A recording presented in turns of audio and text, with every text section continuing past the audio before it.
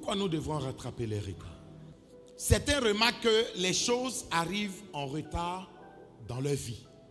Certains sentent comme des forces invisibles qui repoussent les promesses de Dieu loin d'eux. Certains pensent qu'ils sont éprouvés par Dieu, alors qu'en réalité, ils sont liés. Ils sont attaqués par des esprits invisibles. Le plus souvent, le diable déguise la stagnation en attente. Et l'attente devient très longue. Et là, les opportunités se dissipent. Le temps devient une prison. Les rêves vieillissent. C'est un phénomène qui attaque plus d'une personne. Jeunes, vieux, adultes, enfants. Et ce phénomène est appelé le retard. Je suis venu parler à ceux qui sentent les obstacles répétitifs dans leur vie. Je suis venu parler à ceux qui connaissent la stagnation sans fin. Je parle à ces personnes qui vivent des cycles répétés sans explication, qui voient leurs projets inachevés. Je veux parler aussi à ceux-là qui constatent que le retard n'est plus un simple blocage, mais une malédiction dans leur vie. C'est quoi le retard? Si nous ne savons pas ce que c'est que le retard, nous ne saurons pas ce dans quoi nous sommes et nous ne nous donnerons pas les moyens nécessaires pour triompher de ce phénomène. Le retard, c'est le fait d'arriver trop tard ou plus tard. Lorsque nous prenons Jean 5, le verset 7, le malade de la piscine, il a fait remarquer quelque chose. Il dit, Seigneur, je n'ai personne pour me jeter dans la piscine quand l'eau est agitée. Et pendant que j'y vais, un autre descend avant moi. Ce malade avait une opportunité en face de lui à saisir. Mais chaque fois qu'il veut saisir l'opportunité, quelqu'un le dévance. Ça veut dire quoi? Il vient en retard par rapport à ceux qui le dévancent. Le retard, c'est le fait de ne pas être développé. C'est le fait de ne pas avancer selon la saison. Le retard est comme un esprit géant, un esprit puissant. Il est comme un démon qui travaille à retarder la destinée de quelqu'un. Lui, il a pour mission de retarder l'accomplissement dans ta vie. Le retard vient comme une conséquence de certaines choses. La conséquence des mauvaises habitudes. La conséquence d'un manque de gestion même du temps. Et une définition du retard, c'est la procrastination. Donc ça peut être la conséquence d'une mauvaise attitude, d'une mauvaise habitude. Écoutez-moi encore très bien ce matin. Pourquoi je veux qu'on prenne au sérieux ce thème? L'esprit de retard, quand il attaque quelqu'un, il te vole sans se faire repérer. Il sait que ce qui détruit la foi de l'homme, la foi du chrétien, c'est la frustration accumulée au fil des années sans réponse. Plusieurs ont abandonné la main de Dieu. Quand tu leur demandes, il dit, j'ai été à l'église, je n'ai rien vu. Il dit, j'ai marché avec le Seigneur, je n'ai rien eu. C'est le cumul de frustration.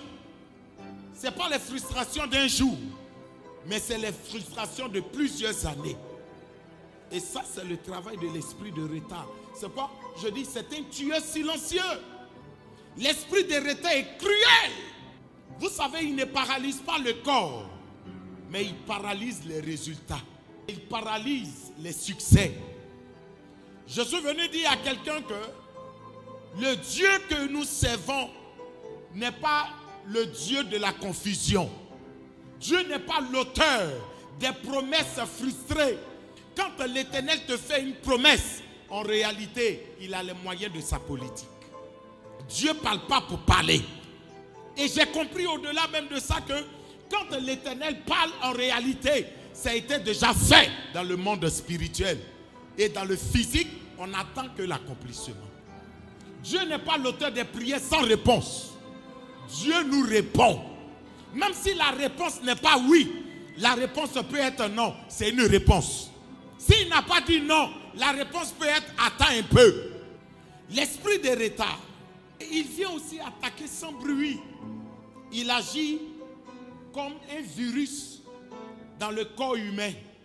Au moment où tu te rends compte, tu commences à être alité, tu commences à être bizarre. Ce n'est pas maintenant que tu l'as pris. Certainement, tu l'as pris quelque part il y a longtemps. Mais il a eu le temps de se propager pour te détruire. L'attente longue est perçue souvent comme étant le temps de Dieu. On se fortifie avec. On dit, c'est Dieu. Vous voyez, non? C'est Dieu. On met tout sur Dieu. Je suis venu dire à quelqu'un ce matin, tout n'est pas Dieu. Le retard aussi à la base de ça, de la longue attente. C'est pourquoi quand on vous dit de prendre votre vie au sérieux, ne jouez pas. Prenons notre vie au sérieux parce que nous sommes dans une guerre. Nous sommes dans un combat. Et les plus vulnérables seront ceux-là qui seront piétinés, seront ceux-là qui seront à terre. Mais je déclare ce matin, au nom puissant de Jésus, tu ne seras plus une victime. Tout ce qui vient ne vient pas de Dieu. Tout ce qui vient n'est pas forcément le décret du ciel. Et si nous ne nous levons pas pour confronter ces tueurs silencieux, ces voleurs et destructeurs de destinée, nous allons mourir vieux, sans héritage. Donc souvent nous mourons frustrés, avec la Bible à la main. On dit, oh, c'est la volonté de Dieu. Moi, le jour où le Seigneur m'a fait comprendre que tout ce qui arrive n'est pas forcément sa volonté, j'ai dit, tout n'est pas ta volonté. Donc c'est la volonté de qui? C'est là il m'a enseigné que ça peut être toi-même ta volonté. À Matthieu 6, il dit, quand vous priez, dites que ta volonté soit faite. Pourquoi? Parce que l'homme a sa volonté et tes ennemis aussi ont une volonté pour toi. Et si tu ne demandes pas la volonté de Dieu dans ta vie, tu feras toi-même ta volonté ou tu feras la volonté de quelqu'un d'autre. Je refuse. Mon frère, je préfère la volonté de Dieu. Souvent, la volonté de Dieu peut faire mal parce que ça ne cadre pas avec ce que tu veux. Mais ce mal disparaîtra quand tu comprendras que Dieu avait raison. Frère, tout n'est pas Dieu. Il y a des longues attentes qui ne viennent pas de Dieu, mais qui viennent d'un esprit de retardement. Et tant que tu n'as pas détecté que c'est un esprit de retard qui te fatigue, tu ne pourras pas te lever et saisir les armes que Dieu te donne pour sortir. Que l'Éternel te donne beaucoup de discernement. Ce que tu avais accepté facilement hier, que l'Éternel te donne le discernement pour comprendre que, en réalité, il y a 2 ans de cela, tu ne devrais pas accepter ça. Que l'Éternel te convainc qu'il y a certainement 10 ans en arrière, tu ne devrais pas accepter cette situation. Mais ce n'est pas grave, mieux vaut tard que jamais. Et puis vous savez, plus le retard s'accumule, plus les années passent. Et notre séjour sur la terre prend fin. C'est pourquoi souvent quand quelqu'un dit, oh, c'est dit on jubile, j'ai 1 an de plus. Moi j'ai l'habitude de dire, tu as 1 an de moins. Mais comment tu finiras ton temps sur la terre? Dans la frustration? Ou en ayant dans ta bouche des louanges pour l'Éternel? On est combattu par le retard. Refusez que le retard vienne donner des ordres à notre vie. On remet l'horloge de notre destinée à zéro. Et les promesses de Dieu s'accompliront et se réaliseront. Si quelqu'un est d'accord avec moi, qu'il dise Alléluia. Et qu'est-ce que le retard fait? Le retard va gaspiller ton temps, gaspiller tes énergies, te gaspiller, te fatiguer pour rien. Ça veut dire, tout le sacrifice que tu as eu à faire aujourd'hui, ça sera zéro et l'année prochaine, tu vas reprendre encore. Donc pourquoi ne pas attendre l'année prochaine pour faire? Je veux continuer à dire ceci. Il y a des attentes, des types d'attentes qui n'enseignent pas, mais qui affaiblissent. Parce que quand l'attente vient de Dieu, il y a un enseignement dedans. Il y a un message dedans. Mais quand ça ne vient pas de Dieu, ça fatigue. Au contraire, ça nous énerve. C'est quoi souvent tu entends quelqu'un qui dit, je suis fatigué d'attendre. Tu as raison. Comprenons aussi qu'il y a des déserts qui ne sont pas l'école de Dieu. Parce qu'en réalité, tout désert est une école pour toi.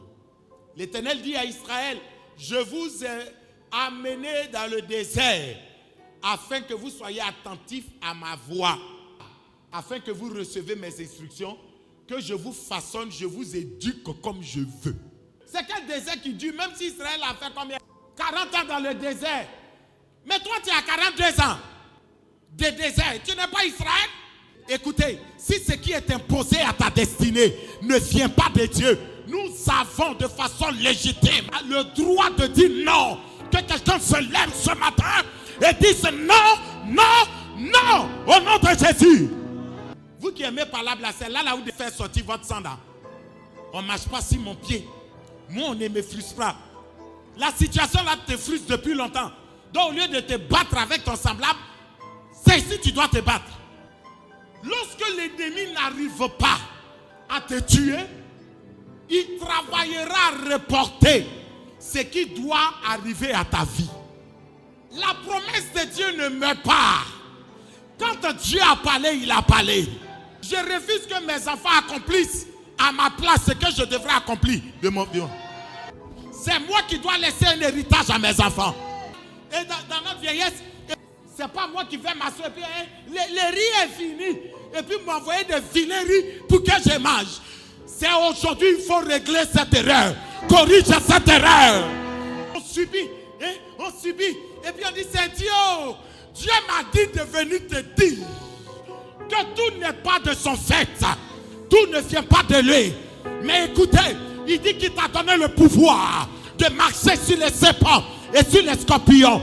De marcher sur la puissance du retard. Si tu ne le fais pas, personne ne le fera à ta place. Lorsque nous parlons des causes du retard, ce sont ces choses-là qui occasionnent le retard. Donc nous devons les identifier pour mieux les combattre. Première étape, c'est ce qu'on appelle le retard comme délai divin. On dira le retard occasionné par Dieu. Dieu ne tarde pas par manque de puissance. Mais quand le plus souvent Dieu tarde, c'est par sagesse et pour un dessein plus grand. Ce que toi tu appelles long, pour toi homme c'est long, mais pour Dieu c'est le temps normal. Ce que toi tu appelles le retard, quand ça vient de Dieu, pour Dieu ce n'est pas un retard, c'est le temps normal. Donc vous allez constater que même avec Dieu, il y a des choses qui vont venir, qui vont tarder. Abraham dit, mon Dieu, je vais m'en aller de la terre, mais je n'ai pas d'héritier. Eliezer, il sera mon héritier. Dieu dit non, tu auras un fils. Abraham dit, ah bon? Mais la promesse est donnée. Ça après combien d'années que la promesse est réalisée? Après 25 ans d'attente. Ça dit, Dieu te fait la promesse aujourd'hui. Et toi, tu peux essayer demain. Nous tous, ça nous a fait comme ça un jour. Mais écoutez, c'était le temps établi par Dieu. Parce que Isaac ne devrait pas venir plus tôt. Isaac ne devrait pas venir plus tard. Isaac est venu à point nommé, le temps de Dieu.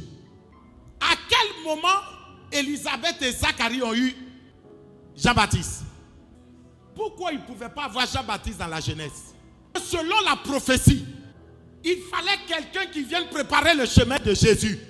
Jean-Baptiste ne pouvait pas venir plus tôt parce que Jésus n'était pas venu. En réalité, la venue de Jean-Baptiste était conditionnée à la venue de Jésus. Pourquoi? Parce que les deux devraient grandir ensemble. Et celui qui devrait préparer le chemin de Jésus, ce n'est pas Jacob, mais c'est Jean-Baptiste. Dans le chronogramme divin, Jésus, Jean-Baptiste. Ton émergence dépendra de l'émergence de quelqu'un. Aujourd'hui, tu ne peux pas encore émerger parce que cette personne n'a pas encore émergé. Le jour où cette personne va émerger, elle va te tirer. Ce que tu appelles le retard avec Dieu n'est pas le retard. C'est le plan de Dieu. C'est le temps opportun. Après avoir entendu cela, Jésus dit, cette maladie n'est point à la mort,